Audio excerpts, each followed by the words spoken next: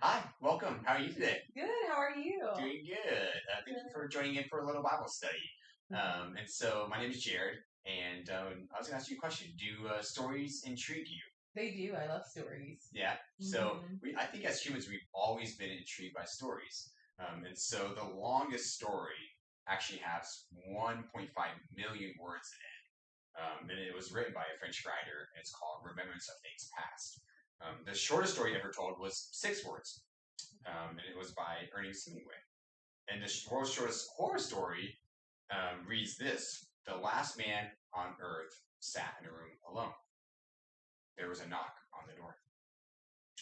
So, stories, they're intriguing, aren't they? Yeah, they are. And they're a means of communicating information. They're a means of expressing emotion. They are a means of recounting memories.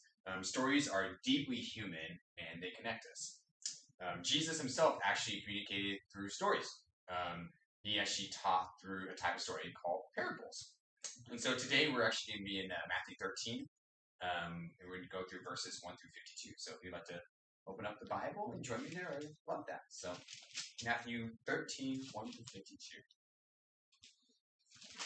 Let me know when you got there. I am there. Awesome. Cool. So, as I said, Jesus communicated through a type of story, and it's called a parable. And so, the purpose of parables, Jesus himself actually explains this. His disciples were wondering so much why he taught in parables that they themselves asked in verse 10. They asked, "Why do you speak to the people in parables?" And so, Jesus' response starts in verse 11. Was this: because the knowledge of the secrets of the kingdom of heaven has been given to you, but not to them, meaning the people. Whoever has will be given more, and they will have an abundance. Whoever does not have, even what they will have will be taken from them. This is why I speak to them in parables. Though seeing, they do not see; though hearing, they do not hear or understand. In them is fulfilled the prophecy of Isaiah. You will be ever hearing but never understanding. You will be ever seeing but never perceiving. For this, people's hearts have become calloused. They hardly hear with their ears and have closed their eyes. Otherwise, they might hear with their eyes, hear with their ears, understand with their hearts, and turn, and I would heal them. And so Jesus is saying that the reason why he communicated through parables or this type of story was that the parables contain secrets of the kingdom of heaven. And they were just packaged in the story format and then shared with the general populace so they can easily understand. And so the general people would have easily understand an example of yeast in Matthew 13:33. Because as everyday people, they bake their own bread. They couldn't just go to the grocery store and grab a piece of bread off the shelf, and it wasn't mass produced like it is today. Or we really don't know what yeast is, but everyday people back then would have known what yeast is. So he packaged them in a way of using parables that the general people would have understood. And so parables are also just a simple story that are meant to communicate about the kingdom. They are literally themselves an illustration. Dr. Perry notes that an illustration is anything that helps clarify, convince, concretize, or captivate people. And so Matthew himself actually states why Jesus spoke in parables as well. So not only did Jesus say that he spoke in parables because of this reason, but then Matthew states why Jesus spoke in parables. And so this is found in 13:34 through 35. Jesus spoke all these things to the crowd in parables. He did not say anything to them without a parable. So was fulfilled what was spoken through the prophet. I will open my mouth in parables. I will utter hidden things since the creation of the world. And so Jesus was literally the fulfillment of what that prophet was talking about, that he himself would be speaking in parables. So that's why Matthew states that Jesus spoke in parables. So moving on, just kind of with this overview of the passage of Matthew 13, 1 through 52, we'll be looking at some similarities in each of these parables. So each parable is an illustration or example of the kingdom of heaven. So we can see in verse 24, 31, 33, 44, 45, 47, all of these parables start with the kingdom of heaven is like ... And so Jesus was making an illustration to the kingdom of heaven. So this is a similarity in all the parables. Another similarity is some of them have something valuable that the kingdom of heaven is like. And so Jesus refers to seed, yeast, treasure, pearls. The kingdom of heaven was referred to these things in each of these parables as something valuable. So seed is valuable because it gives life to things. Yeast is valuable because it made bread rise. And treasure and pearls are obviously valuable, right? Yeah. So those things are referred to as valuable things in each of those parables. Another similarity in each parable is actually the parable of the weeds, which is in verses 24 through 30 and 37 through 43. And then also the parable of the nets, which is in 47 through 50.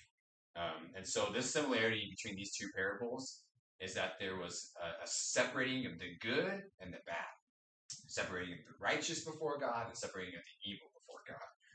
And so these two parables are spoken in different contexts, weeds and nets, but they're talking about the same thing. So another parable, or another two parables that were similar, is the parable of the mustard seed and yeast. And so in these two parables, they're similar because they're talking about something that's very small but have a very powerful impact. And so the parable of the mustard seed, it says this, Matthew 13, 32. It says, though it is the smallest of all seeds, yet when it grows, it is the largest of the garden plants and becomes a tree. So it says it's the smallest of all seeds, but it has a powerful impact because it ended up being the largest tree in the entire garden. So a kingdom of heaven is like a small thing that has a powerful impact. And also in parable of the yeast, in verse 33, talks about how, like yeast, that a woman took and mixed it into 60 pounds of flour. And so the yeast is such a small ingredient. When you think about 60 pounds of flour, that's a lot of flour, right? Mm-hmm. A lot of dough. And so the yeast was such a small ingredient in that 60 pounds. But yet something so small could also have such a powerful influence by allowing that dough to rise.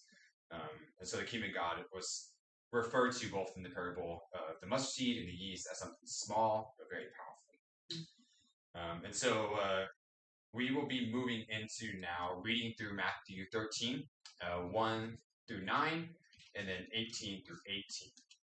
And this is specifically the parable of the sower. So I'm just going to... Actually, do you want to read Matthew 13, 1 through 9, and then 13 through 18 for me? It says, that same day Jesus went out of the house and sat by the lake. Such large crowds gathered around him that he got into a boat and sat in it, while all the people stood on the shore. Then he told them many things in parables, saying, a farmer went out to sow his seed. He was scattering the seed, and some fell along the path, and the birds came and ate it up. Some fell on rocky places where it did not have much soil. It sprang up quickly because the soil was shallow. But when the sun came up, the plants were scorched, and they withered because they had no root. Other seed fell among thorns, which grew up and choked the plants. Still other seed fell on good soil, where it produced a crop 100, 60, or 30 times what was sown. Whoever has ears, let them hear. So that's 1 through 9, and we're going to do 13 through 18 as well.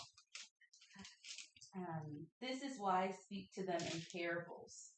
Though seeing, they do not hear. Though hearing, they do not hear or understand.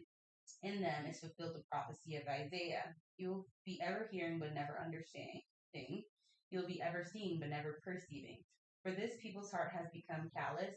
They hardly hear with their ears, and they have closed their eyes. Otherwise, they might see with their eyes, hear with their ears, understand with their hearts, and turn, and I will heal them. But blessed are your eyes because they see, and your ears because they hear. For truly I tell you, many prophets and righteous people long to see what you see, but do not see it, and to hear what you hear, but do not hear it. Listen then to what the parable of the sower means. That's good. Yep, perfect. Thank you so much. Appreciate it. So that's Matthew 13, 1 through 9, and then 13 through 18. And this is the parable of the sower. So I'll be answering these three questions. What was Jesus trying to explain to his audience? The second one is, what pictures / illustrations did he use in this parable? And the third one was, is how would you teach the application of this parable to your listeners? And so, what was Jesus trying to explain? And so Dr. Perry comments that explanation should say something about God's character and nature. And so this parable that Jesus is trying to explain to his audience, what it says about God's character and nature is that he's a healing God, that he heals those who turn to him. We see this in Matthew 13:50. Understand with the hearts and turn, and I will heal them. So he's a healing God for those who turn to him. Jesus is trying to explain to his audience that hearing the message of the kingdom isn't any good without understanding the message of the kingdom. So hearing and understanding need to be intertwined in that way. And so Jesus himself says that people may be hearing, but they do not understand. And so they may be hearing, but it's no good if they don't understand. Jesus also quotes the prophet Isaiah and how people will be ever hearing, but never understanding. And so Jesus is trying to explain that the hearing of the message of the kingdom is no good without understanding the message of the kingdom. The third thing that Jesus is trying to explain is the concept of the seed sown in good soil that produces a crop. And so the seed, it refers to the message of the kingdom of God. This is sown in good soil. And the good soil is literally referring to ears that hear. So that is what the good soil is. So it's sown in good soil. So those are ears that heard hearing. And so the message of the kingdom is being heard by literally ears. And so the good soil, which are ears that hear, should produce a crop. And what Jesus means by producing a crop is that they actually have an understanding of the kingdom of heaven. And so it is the message that is heard by ears that then it also understands. So it's the seed that is sown in good soil that produces a crop. So Jesus is trying to explain that if the kingdom of God takes root in people's life, it must be heard and understood. And so the third question I will be answering, the second question, will be what pictures and illustrations did he use in this parable? And so Jesus is referring to a farmer in verse 4, I believe it is. And so this farmer is referring to God, and he's scattering seed. The seed, as I mentioned earlier, refers to the kingdom of heaven. The path is somebody's heart. The rocky places is somebody's heart. The seed among the thorns is somebody's heart. And the good soil is also somebody's heart. And so the path, the rocky places, thorns, and good soil all refer to a condition of somebody's heart. And so the birds within this passage are referring to the evil one. That is the evil one that came and ate up. And then the thorns refers to the worries of life. And then the crop is referring to understanding. And so really this whole parable is an illustration of many things that we can see how they translate to real life. And so for you today as my listener, is that there's an application to this parable. Not only should we just read this parable and try to understand the parts of it, but like what's it actually mean for you as you read this parable. And so it's super simple because Jesus gave us this answer. So I encourage you when you leave from here to look at the application after I go through it. You can find this in Matthew 13, 18 through 23. And so Jesus himself explains that there are 4 types of people that this parable addresses. There are those who hear the word and don't understand, and the evil one snatches it away. So that's one type of person. The second type of person is those who hear the message and receive it with joy, but they don't last because they don't have a root. And they don't last because they are persecuted and have trouble. The third type of people that this parable addresses are those who hear the message, yet they aren't fruitful because of the worries of life. And the fourth type of person is those who hear the message, understand it, and produce a crop. And so today I want to ask you, what type of person are you? And I'll explain them again, and maybe you can just pinpoint what type of person are you. Has the message of the kingdom been snatched from your heart due to lack of understanding? That's one type of person. Second type of person is, has your joy for the message of the kingdom left due to hardships or trouble? The third type of person is, has the worries of life and the lies of satisfaction through money choked out the message of kingdom in your heart? Or are you the last type of person? Have you heard and understood the message of the kingdom and then continued in your faithfulness to Jesus? Then in your joy, you've allowed others to hear and understand the message of the kingdom too. Which person would you kind of pinpoint yourself today as? Like 2 or 4? I don't know. 2 or 4? Depends on the day, I guess. So the joy for the message has left due to hardships and troubles. That can possibly be you. And then also the aspect of understanding the message of the kingdom and then continuing in faithfulness. Yeah. So some days the trouble is a hardship coming in and kind of hard. That some days there's joy, right? Yeah. And so I guess I can encourage you with some more scripture. Like I want you to know that hardships and troubles will come. Jesus promised that in this world, you will have trouble. Jesus himself says that you will have trouble. And so I want you to know that what you're experiencing is not uncommon. But then Jesus says, but take heart. I have overcome the world. This is John 16:33. So they will come, but take heart that Jesus has overcome. And then James also commands that consider it pure joy. Even though you may have lost some of your joy if you're experiencing hardship or trouble, consider it pure joy that when you face trials of many kinds. Because you know that the testing of your faith produces perseverance. So I want to encourage you today that there are troubles, but Jesus has overcome those troubles. And we should see those troubles as joy. And that we actually get to go through them. That Jesus would consider us worthy to go through those things.